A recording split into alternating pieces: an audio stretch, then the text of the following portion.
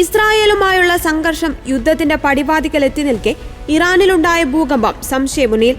October 5-നാണ് ഇറാനിൽ ഭൂകമ്പമുണ്ടായത്. Richter സ്കെയിലിൽ 4.4 തീവ്രത രേഖപ്പെടുത്തിയ ഭൂകമ്പം രാവിലെ 10:45-ന് സെംനാൻ പ്രവിശ്യയിലെ അരാദാൻ കൗണ്ടിയിലാണ് ഉണ്ടായത്. ഇറാൻ ആണവ പരീക്ഷണം നടത്തിയതിന്റെ സൂചനയാണോ ഈ ഭൂകമ്പം എന്നതാണ് ആശങ്കയാകുന്നത്.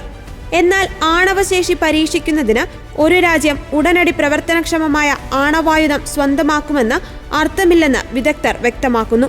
12 കിലോമീറ്റർ താഴ്ചയിലാണ് ഭൂചലനം ഉണ്ടായതെന്ന് ടെഹ്റാൻ സർവകലാശാലയിലെ ഇൻസ്റ്റിറ്റ്യൂട്ട് ഓഫ് ജിയോഫിസിക്സിനെ ഉദ്ധരിച്ച് മെഹർ വാർത്താ ഏജൻസി റിപ്പോർട്ട് ചെയ്തു.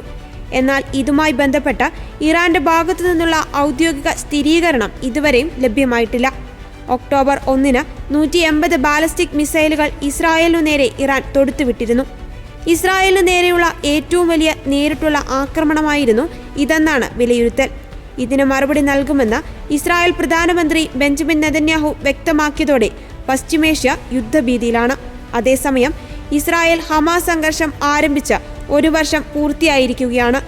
കഴിഞ്ഞ വർഷം ഒക്ടോബർ 7-നായിരുന്നു ലോകത്തെ നടുക്കിക്കൊണ്ട് ഇസ്രായേലിനെതിരെ ഹമാസിന്റെ അപ്രതീക്ഷിത ആക്രമണം. ഈ ആക്രമണത്തിൽ 1200ഓളം ഇസ്രായേൽ പൗരന്മാർ കൊല്ലപ്പെടുകയും 250-ലേറെ പേരെ ബന്ദികളാക്കുകയും ചെയ്തിരുന്നു.